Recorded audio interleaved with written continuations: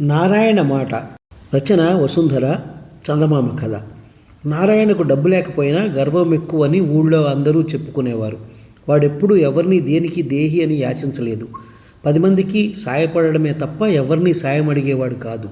పౌరుషం గల మనిషిని అందరూ వాడి గురించి అనుకునేవారు. అలాంటి నారాయణ ఒక రోజున ఊళ్ళో రచ్చబండ దగ్గర కబుర్లు చెబుతున్న వీరభద్రాన్ని పలకరించి, బాబు, తమరి వల్ల నాకు సాయం కావాలి అన్నాడు. ఆ సమయంలో వీరభద్రం తన చుట్టూ చేరిన వారికి తన గురించి గొప్పలు చెబుతున్నాడు. ఆయన బాగా కలిగినవాడు కావడం వల్ల, ఆయనతో చాలా అవసరాలు ఉండడం వల్ల అంతా నోరెత్తకుండా ఆయన చెప్పేది వింటున్నారు. ఆ స్థితిలో నారాయణ తనను పలకరించి సాయం అడిగేసరికి వీరభద్రం చెప్పలేనంతగా పొంగిపోయాడు. ఏం కావాలో అడుగు, నా చేతనైంది చేస్తాను అన్నాడు వీరభద్రం నారాయణ వంక ఆప్యాయంగా చూస్తూ. నా కూతురు పెళ్లికి 300 వరహాలు అప్పు కావాలండి అని నారాయణ ఇంకా ఏదో చెప్పబోతుండగా వీరభద్రం చిరునవ్వు నవ్వి, దాందేముంది, అలాగే తీసుకో, నీలాంటి వాడు అడిగితే నేను కాదంటానా అన్నాడు. మీ డబ్బు ఇవ్వద్దు బాబు, శెట్టి దగ్గర తీసుకుంటాను. తమ బోటి వారు హామీ ఉంటే తప్ప శెట్టి నాకు అప్పు అన్నాడు నారాయణ. 300 వరహాలకు హామీ కావాలా? ఆ డబ్బు కోసం శెట్టి దాకా ఎందుకు, నేనే ఇస్తాలే అన్నాడు వీరభద్రం అభిమానంగా. వద్దు బాబు, తమరు వడ్డీ తీసుకోరు, వడ్డీ లేకుండా అప్పు తీసుకుంటే నాకు తృప్తిగా ఉండదు అన్నాడు నారాయణ. వీరభద్రం నారాయణకు వడ్డీ లేకుండా తనే అప్పిస్తానని బలవంతం చేశాడు. నారాయణ అందుకు ఒప్పుకోక, తమకు హామీ ఉండడం ఇష్టం లేకపోతే వేరే పెద్ద మనిషిని చూసుకుంటాను అనేశాడు. ఆ జవాబుకు వీరభద్రం తడబడి, నీకెవరూ హామీకి దొరకరు, ఎవరిని అడగకుండానే ముందుగా నా దగ్గరికి వచ్చావా అని అడిగాడు. దేవుడిపై ఆన, ముందుగా తమ దగ్గరికే వచ్చాను అన్నాడు నారాయణ వినయంగా.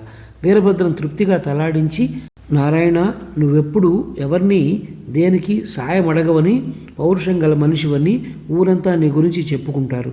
అలాంటి వాడికి సాయం అవసరం అయ్యేసరికి ముందుగా నా దగ్గరికే వచ్చావు. ఈ ఊళ్ళో ఇంతమంది ఉండగా నువ్వు నా దగ్గరికే రావడంలో ఏదో విశేషం ఉండాలి, అదేమిటో చెప్పరా, అంతా వింటారు అన్నాడు. వీరభద్రం అలా అనడానికి కారణం ఉన్నది. సాధారణంగా నారాయణ ఎవరిని పొగడడు. ఇప్పుడు వాడికి డబ్బు అవసరం ఉన్నది కాబట్టి తనను తప్పక పొగుడుతాడు. ఆ పొగడతలు నలుగురు వినాలని ఆయన కోరిక. ఇంత చిన్న విషయానికి వీరభద్రం పెద్ద హడావిడి చేయడం నారాయణకు విసుగు కలిగించింది. అయినా వాడు బయటపడకుండా, ఆ సంగతి ముందుగా చెప్పకూడదండి, నా కార్యం జయప్రదంగా ముగిశాక తమకు చెబుతాను అన్నాడు. ఎప్పుడు చెప్పినా సరే అందరి మధ్య చెప్పాలి అన్నాడు వీరభద్రం షరతు పెడుతున్నట్టు. ఇందుకు నారాయణ సరేనన్నాడు.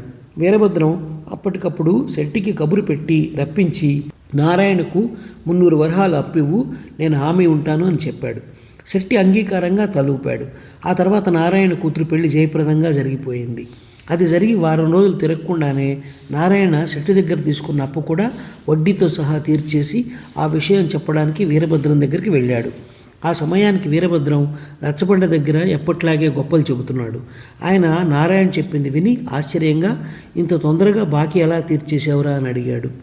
దానికి నారాయణ, అయ్యా, నా కూతురు పెళ్లి కోసం డబ్బు కూడబెడుతున్నాను, దాన్ని ఒక పెద్ద మనిషి దగ్గర దాచుకున్నాను. ఆయన దాన్ని తన అవసరానికి వాడుకొని ఆ విషయం ఇంకెవరికీ చెప్పొద్దని వేడుకున్నాడు. అందువల్లనే నాకు అప్పు కావలసి వచ్చింది. ఇప్పుడు ఆ పెద్ద మనిషి నా డబ్బు నాకు ఇచ్చేశాడు, నేనేమో బాకీ తీర్చేశాను అని జవాబిచ్చాడు. పేదవాడి డబ్బును వాడుకున్న ఆ పెద్ద మనిషి ఎవడరా అన్నాడు వీరభద్రం. రచ్చబండ మీద చేరిన వాళ్ళందరూ పెద్దగా నవ్వారు. నేను ఆయనకు మాట ఇచ్చాను, ఆయన పేరు చెప్పను అన్నాడు నారాయణ. వీరభద్రం చిన్నగా నవ్వి, నిజమేలే, నువ్వు అన్న మాట మీద నిలబడే మనిషివే, కానీ హామీ కోసం నా దగ్గరికి ఎందుకు వచ్చావో చెబుతానని మాట ఇచ్చావు, అవునా? ఆ మాట మీద కూడా నిలబడు అన్నాడు. ఎందుకు నిలబడను బాబు, నేను చెప్పే మాటలు మీకొక్కరికే చెప్పనా లేక నలుగురు వినాలా అని అడిగాడు నారాయణ. చెప్పేదేదో నలుగురు వినేలాగా చెప్పు అన్నాడు వీరభద్రం. అయితే వినండి బాబు, నేను పౌరుషం గల మనిషిని, ఎన్నడూ ఎవరిని దేనికి దేహి అని యాచించలేదు. అలాంటి వాణ్ణి ఒక పెద్ద మనిషి పరువు నిలబెట్టడం కోసం అప్పు చేయాలనుకున్నాను. అందుకు శెట్టి హామీ కావాలన్నాడు. వడ్డీ లేకుండా డబ్బిస్తానని తమరన్నా, నేను హామీ అడిగాను తప్ప మీ వద్ద డబ్బులు అడగలేదు. హామీ ఇచ్చిన మీకు బెంగ లేకుండా నా కూతురు పెళ్లి జరిగి వారమైన తిరగకుండా శెట్టి బాకీ పూర్తిగా తీర్చేశాను అన్నాడు నారాయణ. నువ్వు నీ గురించే చెప్పుకుంటున్నావు, నా గురించి ఏమీ చెప్పడం లేదు అన్నాడు వీరభద్రం. నారాయణ ఒక క్షణం ఆగి, బాబు, ఇందులో నా గురించి తప్ప మీ గురించి చెప్పడానికి ఏముంది? నేను పౌరుషం గలవాణ్ణి, కానీ పెద్ద మనుషుల పరువు నిలబెట్టడం కోసం ఆ పౌరుషాన్ని కూడా చంపుకోగలను. హామీ ఇచ్చిన వాళ్లకు ఇచ్చిన పేరు వస్తుంది, నష్టము ఉండదు. ఎన్నడూ ఎవరిని దేహి అని అడగని నేను మీ దగ్గరకు వచ్చి సాయం అడిగితే అది మీ అదృష్టం అన్నమాట.